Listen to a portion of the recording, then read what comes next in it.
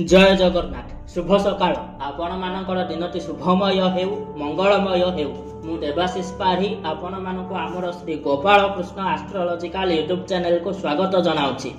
आज विशेष तथ्य उपस्थापन होछि देवगुरु बृहस्पति महाग्रहंकर राशि परिवर्तन एवं एहार प्रभाव। तेबे चलंतु से उपरे आलोचना करिबा। बृहस्पति महाग्रह 28 नवेम्बर 2024 रे रोहिणी नक्षत्र वृष राशि रे प्रवेश करथिले एवं सेथिरे से 10 एप्रिल 2025 पर्यंत रहिबे एवं 10 एप्रिल 2025 रे से राशि परिवर्तन करी वृष राशि रो मिथुन राशि को प्रवेश करिवे। एही परिवर्तन रे मेष थारु मीन पर्यंत 12 राशि उपरे विशेष धरणर प्रभाव पड़िबो एवं एही समय रे एही राशि मानकर लोक माने आर्थिक उन्नति व्यवसाय रे सफलता एवं विवाह योग भली लाभ पाई पारंती। तेबे चलंतु से ऊपर विशेष भाव में आलोचना करिबा। बृहस्पति महाग्रह ऊपर मध्य आलोचना करिबा। बृहस्पति महाग्रह किपरि जीवन को प्रभावित करिथांती, केउ भलिया प्रभाव से पकई थांती एवं राशि परिवर्तन द्वारा से राशि मानकर ऊपर केउ सब नूतन धरणर चेंजेस आनिबे, अपॉर्चुनिटी आनिबे, चैलेंजेस आनिबे से ऊपर विशेष भाव में आलोचना करिबा। प्रथमे बृहस्पति महाग्रहंकर लक्षण किपरि से किपरि शुभ फल प्रदान करती, किपरि अशुभ फल प्रदान करती, देवगुरु बृहस्पति उत्पत्ति किपरि होइथिला, माइथोलॉजिकल स्टोरी कौन रही ए सब उपर विशेष भाव में आलोचना करिबा। आमे जदि गोटे ग्रहंकर लक्षण एवं से किपरि कार्य करती ताकू भल भाव में बुझी पारिबा तेबे आमे प्रिकॉप्शन नहीं आम उपर हेबाकु थिबा ग्रहंकर खराब प्रभाव को मध्य अटकई दे पारिबा। प्रथमे चलंतु जानिबा बृहस्पति ग्रहंकर प्रभाव कौन रहुअछि एवं एहार कौन ज्योतिष शास्त्र एवं हिंदू धर्मशास्त्र मानकरे एहा उपरे कौन सब लेखा जाई अछि। आध्यात्मिक एवं ज्योतिष शास्त्र नजररू बृहस्पति ग्रह आपणकर जीवनर एक अत्यंत महत्वपूर्ण ग्रह अटंती। एहा धन, शिक्षा, धर्म, भाग्य और आत्मविश्वास उपरे गभीर प्रभाव पकाई थाए। एही ग्रह जो राशि रे थांती ताहारू जना जाए किपर जीवन रे वृद्धि, उन्नति, नुआ अवसर एवं आध्यात्मिक ज्ञान आसीबो। तेबे चलंतु एही बृहस्पति महाग्रह किए एवं तांकर उत्पत्ति किपरि होइथिला एवं से देवगुरु उपरे किपरि देवगुरु भाବରେ उपाधि किपरि पाइथिले से उपरे आलोचना करिबा। पुराण एवं हिंदू शास्त्र अनुसार बृहस्पति ग्रह हेले देवता मानकर गुरु, तांको देवगुरु बृहस्पति बोली मध्य बोला जाय थाए।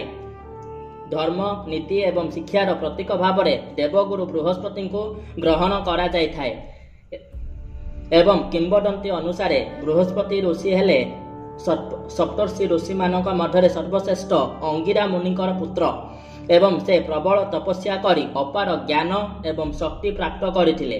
निजर कार्य दक्षता एवं शिक्षा द्वारा देवता मानकु तांकर गुरु भाव में नियुक्ति करा जायथिला। बृहस्पति वृद्धिकारी प्रभाव पकाई थांती एवं जेउठी एही ग्रह रहंती सेठी धनर एक्सपेंशन, शिक्षा एवं धर्मर उन्नति कराई थांती। एही कारणरू एही ग्रह जीवन रे धन एवं मानसिक सफलता दे थांती। जीवन रे बृहस्पति ग्रहर प्रभाव उपरे चलंतु संक्षिप्त भाव में आलोचना करिबा। बृहस्पति ग्रह शिक्षा एवं ज्ञान, एजुकेशन एवं नॉलेज उपरे बहुत बड़ धरणर प्रभाव पकाई थांती। बृहस्पति ग्रह अत्यंत शिक्षाप्रद एवं एहा एक शिक्षणीय शिक्षा को प्रभाव पकाउथिबा ग्रह अछंती। जो मानकर जन्म जातक देवगुरु बृहस्पति उच्चरे थांती किंबा भल स्थान थांती से माने शिक्षा क्षेत्र में बहुत उन्नति प्रगति करिकी निज जीवन में बहुत आग को बढ़ती। से मानक पाखरे बहुत अधिक ज्ञान थाए। शिक्षा, धार्मिक ज्ञान, धर्मशास्त्र पर से मानकर बहुत अधिक ज्ञान रही थाए। एवं देवगुरु बृहस्पति को धन सहित मध्य जरिकी देखा जाय थाए। वेल्थ एंड फाइनेंशियल ग्रोथ पाई मध्य देवगुरु बृहस्पति दायी अटंती। एही ग्रह जदि भल भाव में थांती, जन्म जातक भल स्थान रे थांती किंबा उच्चरे थांती, स्वगृही किंबा मित्रगृही होई थांती, शुभ ग्रह मानकर दृष्टि पड़ुथिबा स्थान रे थांती, तेबे ଏବଂ ଧନର କାରକ ହୋଇ ଜନ୍ମଜାତକରେ ଯଦି ଶକ୍ତିଶାଳୀ ହୋଇ ଦେବଗୁରୁ ବୃହସ୍ପତି ଥାନ୍ତି ତେବେ ସେ ବ୍ୟକ୍ତିର ଧନର କେବେ ଅଭାବନୀୟ ସଫଳତା ପ୍ରାପ୍ତ ହୋଇଥାଏ।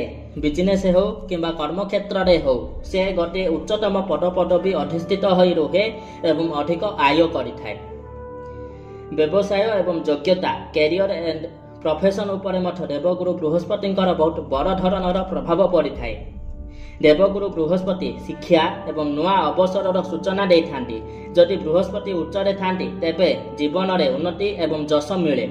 ବିଶେଷତଃ ଅଧ୍ୟାପକ, ଜର୍ଜ, ଗୁରୁ, ଧର୍ମଗୁରୁ, ବ୍ରାହ୍ମଣ, ଜ୍ୟୋତିଷ, ବ୍ୟାଙ୍କ ଏବଂ MBA ଛାତ୍ରମାନଙ୍କ ପାଇଁ ଏହି ଗ୍ରହ ଅତ୍ୟନ୍ତ ଉପଯୋଗୀ ବୋଲି ମନାଯାଇଥାଏ। ଯେଉଁମାନଙ୍କର ଜନ୍ମଜାତକରେ ଦେବଗୁରୁ ବୃହସ୍ପତି କର୍ମସ୍ଥାନ ସହିତ ସଂଯୋଗ ସ୍ଥାପନ କରିଥାନ୍ତି ଏବଂ ଉଚ୍ଚରେ ସ୍ୱଗୃହୀ କିମ୍ବା ମିତ୍ରଗୃହୀ ହୋଇ ଅଂଶବଳ ଯୁକ୍ତ ହୋଇଥାନ୍ତି, ରଶ୍ମି କିରଣ ଶୁଭ ରଶ୍ମି କିରଣ ଯୁକ୍ତ ହୋଇ ଅତ୍ୟନ୍ତ ଶକ୍ତିଶାଳୀ ଏବଂ ଶୁଭଫଳ ପ୍ରଦାନକାରୀ ଭାବରେ ଥାନ୍ତି, ସେମାନେ ଏହିସବୁ ଦିଗରେ ବିଶେଷରୁ ବିଶେଷ ସଫଳତା ପ୍ରାପ୍ତ କରିଥାନ୍ତି। ଏବେ ଚାଲନ୍ତୁ ବିବାହ ଏବଂ ପ୍ରେମ ଜୀବନ ଉପରେ ମ୍ୟାରେଜ ଲଭ୍ ଲାଇଫ୍ ଉପରେ ଦେବଗୁରୁ ବୃହସ୍ପତି କିପରି ପ୍ରଭାବ ପକାଇଥାନ୍ତି ଆଲୋଚନା କରିବା। ବୃହସ୍ପତି ସଫଳ ବିବାହ ଏବଂ ସୁଖମୟ ଦାମ୍ପତ୍ୟ ଜୀବନର ସୂଚନା ଦେଇଥାନ୍ତି। ଯଦି ଏହି ଗ୍ରହ କୁଣ୍ଡଳୀରେ ଦୁର୍ବଳ ଥାନ୍ତି ତେବେ ବିବାହରେ ବିଳମ୍ବ ହେବା ସହିତ ପ୍ରେମ ସମ୍ପର୍କରେ ବିଫଳତା ଦେଖାଦେଇଥାଏ। ଧର୍ମ, ଆଧ୍ୟାତ୍ମିକତା ଏବଂ ଧୈର୍ଯ୍ୟ ରିଲିଜିଅନ ଆଣ୍ଡ ସ୍ପିରିଚୁଆଲିଟି ଉପରେ ମଧ୍ୟ ଦେବଗୁରୁ ବୃହସ୍ପତି ମହାଗ୍ରହଙ୍କର ପ୍ରବଳ ପ୍ରଭାବ ରହିଥାଏ। ଏହି ଗ୍ରହ ଏକ ଆଧ୍ୟାତ୍ମିକ ଶକ୍ତିର ଗ୍ରହ ବୋଲି ଜ୍ୟୋତିଷ ଶାସ୍ତ୍ରରେ ଉଲ୍ଲେଖ ରହିଅଛି। ଏହା ଧର୍ମ, ଯୋଗ, ଧ୍ୟାନ ଏବଂ ଆଶୀର୍ବାଦ ପ୍ରଦାନ କରିଥାନ୍ତି ବୋଲି ଧର୍ମଶାସ୍ତ୍ର ଗୁଡ଼ିକରେ ଉଲ୍ଲେଖ କରାଯାଇଅଛି। ବୃହସ୍ପତି ଗୋଟିଏ ଶକ୍ତିଶାଳୀ ଗ୍ରହ। ଏହି ଗ୍ରହଙ୍କର ପ୍ରଭାବରେ ଲୋକମାନେ ଦୟାଳୁ, ଭଲ ହୃଦୟ ଏବଂ ଅତ୍ୟନ୍ତ ଧୈର୍ଯ୍ୟଶୀଳର ବ୍ୟକ୍ତି ଭାବରେ ପରିଗଣିତ ହୁଅନ୍ତି ଏବଂ ଯେଉଁମାନଙ୍କର ଜନ୍ମଜାତକରେ ଦେବଗୁରୁ ବୃହସ୍ପତି ପ୍ରଭାବଶାଳୀ ଥାନ୍ତି ସେମାନେ ବହୁତ ବଡ଼ ଜ୍ଞାନୀ, ଗୁଣୀ, ମେଧାବୀ ବ୍ୟକ୍ତିତ୍ୱ ହୋଇଥାନ୍ତି। ତେବେ ଚାଲନ୍ତୁ ଯଦି ଦେବଗୁରୁ ବୃହସ୍ପତି କାହାର ଜନ୍ମଜାତକରେ ଦୁର୍ବଳ ହୋଇଯାଇଛନ୍ତି ବା ନେଗେଟିଭ ଇଫେକ୍ଟ ଦେଉଛନ୍ତି ତେବେ ସେଗୁଡ଼ିକୁ ଆମେ କିପରି ଚିହ୍ନିବା। ଯଦି ଦେବଗୁରୁ ବୃହସ୍ପତି ଜନ୍ମଜାତକରେ ଅଶୁଭ ସ୍ଥାନରେ ବସିଛନ୍ତି କିମ୍ବା ଦୁର୍ବଳ ହୋଇଯାଇଛନ୍ତି ତେବେ ଧନ ନଷ୍ଟ ହେବ, ବିବାହରେ ବିଳମ୍ବ ଦେଖାଦେବ, ଆତ୍ମବିଶ୍ୱାସ କମିଯିବ ଏବଂ କୌଣସି ବି ନୂତନ ଅବସର ପ୍ରାପ୍ତ ହେବାରେ ବହୁତ ବିଳମ୍ବ ହେବ ଏବଂ ଯଦି କୌଣସି ନୂତନ ଅବସର ବା ଅପରଚୁନିଟି ପ୍ରାପ୍ତ ହୁଏ ତେବେ ତାହା ହାତ ପାହାନ୍ତାରୁ ଖସି ଚାଲିଯିବ। ତେବେ ଆପଣ ଜାଣିବେ ଯେ ଆପଣଙ୍କର ଜନ୍ମଜାତକରେ ଦେବଗୁରୁ ବୃହସ୍ପତି ଅଶୁଭ ଭାବରେ ଅଛନ୍ତି କିମ୍ବା ଦୁର୍ବଳ ହୋଇଯାଇଛନ୍ତି ଏବଂ ସେ ନେଗେଟିଭ ଇଫେକ୍ଟ ଦେଉଛନ୍ତି। ଯେତେବେଳେ ଜୀବନରେ ସମସ୍ୟା ଅଛି ତେବେ ତାର ସମାଧାନ ମଧ୍ୟ ଅଛି ଏବଂ ଜ୍ୟୋତିଷ ଶାସ୍ତ୍ର ଅନୁସାରେ ଆମେ ବିଭିନ୍ନ ପ୍ରକାରର ଉପାୟ, ପୂଜା, ପାଠ, ହୋମ, ଦାନ, ଧର୍ମ କରିବା ସହିତ ଆମ ଉପରେ ଗ୍ରହମାନଙ୍କର ପଡ଼ୁଥିବା ନେଗେଟିଭ ଇଫେକ୍ଟକୁ କମ୍ କରିଦେଇପାରିବା ଏବଂ ତାକୁ ଶୁଭତ୍ୱରେ ପରିଣତ ମଧ୍ୟ କରିପାରିବା। ତେବେ ଚାଲନ୍ତୁ କ'ଣ ସବୁ ଉପାୟ ଅଛି, କେଉଁ ରେମିଡି କରିବା ଦ୍ୱାରା ଆମେ ଦେବଗୁରୁ ବୃହସ୍ପତିଙ୍କର ଅଶୁଭତ୍ୱକୁ ଶୁଭତ୍ୱରେ ପରିଣତ କରିପାରିବା, ଚାଲନ୍ତୁ ଆଲୋଚନା କରିବା।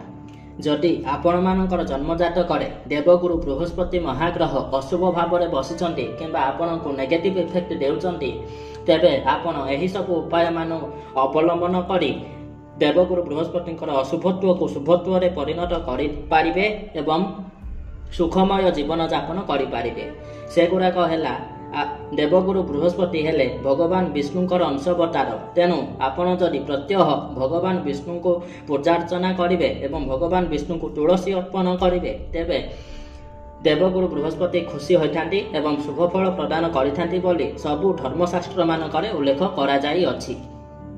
ତା ସହିତ ଦେବଗୁରୁ ବୃହସ୍ପତିଙ୍କର ମହାନ ଶକ୍ତିଶାଳୀ ମନ୍ତ୍ର ଓಂ ଗ୍ରାମ ଗ୍ରୀମ ଗ୍ରମ ସହ ଗୁରୁବେ ନମଃ ମନ୍ତ୍ରକୁ ଦୈନିକ 108 ଥର ଜପ କରିପାରନ୍ତି। ଏହାଦ୍ୱାରା ଆପଣଙ୍କର ଚତୁର୍ଦିଗରେ ଗୋଟିଏ ଶକ୍ତିଶାଳୀ ଔରା ଜାତ ହେବ, ଯାହାକି ଆପଣଙ୍କ ପାଖକୁ ଆସୁଥିବା ନେଗେଟିଭ ଇଫେକ୍ଟ ବା ନେଗେଟିଭ ରଶ୍ମି ଯାହାଦ୍ୱାରା ଆପଣଙ୍କୁ ଅଶୁଭ ଫଳ ପ୍ରାପ୍ତ ହେଉଛି ତାକୁ ଦୂରୀଭୂତ କରି ଶୁଭତ୍ୱ ଆସିବାକୁ ଏବଂ ଶୁଭ ଶକ୍ତିକୁ ଆଟ୍ରାକ୍ସନ୍ କରିବାରେ ଆପଣଙ୍କୁ ସହାୟତା ପ୍ରଦାନ କରିବ ଏବଂ ଧୀରେ ଧୀରେ ଆପଣଙ୍କର ଜୀବନରେ ପରିବର୍ତ୍ତନ ଆସିବ। जदि आपणकर जन्म जातक देवगुरु बृहस्पति शुभ फल प्रदानकारी अटंती किंतु से दुर्बल हो पड़ती जो कि से आपण को शुभ फल प्रदान कर पारु नांती तेबे आपण जेकोसी भी जने योग्य ज्योतिष शास्त्र ब्राह्मणकर उपदेश क्रमे वेल सफारी बा पुष्पराग मणि जहाँ को पखराज बोली कह जाए तेबे आपण जदि से पखराज मणि को धारण करती तेबे देवगुरु बृहस्पति अशुभत्व दूरे जाए आपण को शुभ फल प्राप्त हेबो। एहा सहित आपण दान करने द्वारा बृहस्पति महाग्रह को खुशी करें जेकोसी भी गुरुवार दिन हलदिया वस्त्र प्रदान करंतु ब्राह्मण मान को धन दान करंतु एवं गुरुवार दिन उपवास रही हलदिया खेचड़ी रांधि खातु। बृहस्पति गुरु मान को रिप्रेजेंट करती से प्रतिनिधित्व करती तेणु जेकोसी भी ब्राह्मण टीचर लेक्चर सेमानकर काम आसुथिबा भली जिनिस दान करंतु चखरी कलम बही खाता एगुड़ाक जदि कौन भी टीचर लेक्चर मानको दान करते तेबे देवगुरु बृहस्पति आपण खुशी होई आपणकर अशुभत्व को शुभत्व रे परिणत करिवे। एवं एहा सहित प्रत्येक मासर एकादशी तिथि जहाँकि भगवान विष्णुकर अति प्रिय तिथि होता है सही दिन ब्राह्मण मानक भजन प्रदान करंतु ब्राह्मण भजन करातु एहा द्वारा भगवान विष्णु खुशी होता भगवान विष्णु खुशी हेबा द्वारा देवगुरु बृहस्पति खुशी होता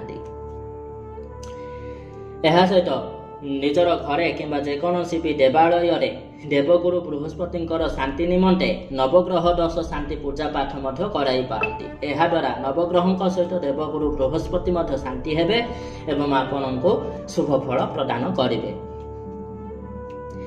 एवं एहा सहित आहुरी गोटे उपाय होची जदि आपण प्रत्येक दिन विष्णु सहस्त्र नाम पठन करती किंबा 1001 थर भगवान विष्णुकर नाम उच्चारण करती एहा द्वारा देवगुरु बृहस्पति अशुभत्व दूरीभूत होई शुभत्व प्राप्त होता है।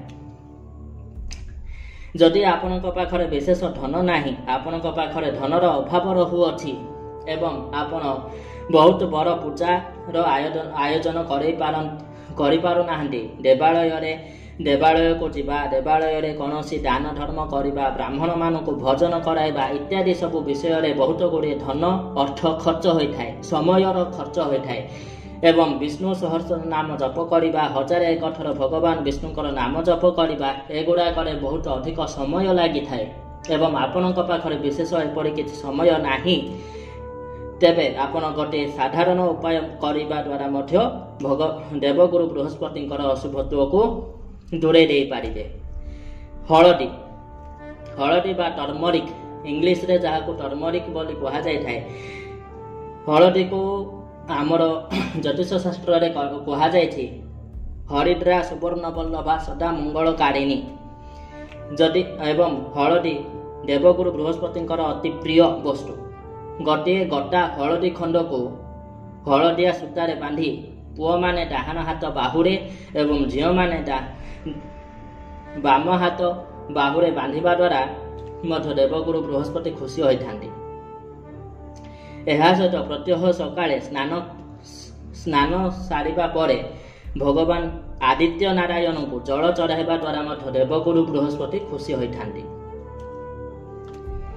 यह सब उपाय को अवलंबन करी आमे देवगुरु बृहस्पति अशुभत्व को दूरीभूत करी शुभत्व को आमर जीवन को टाणी आनी पारिबा।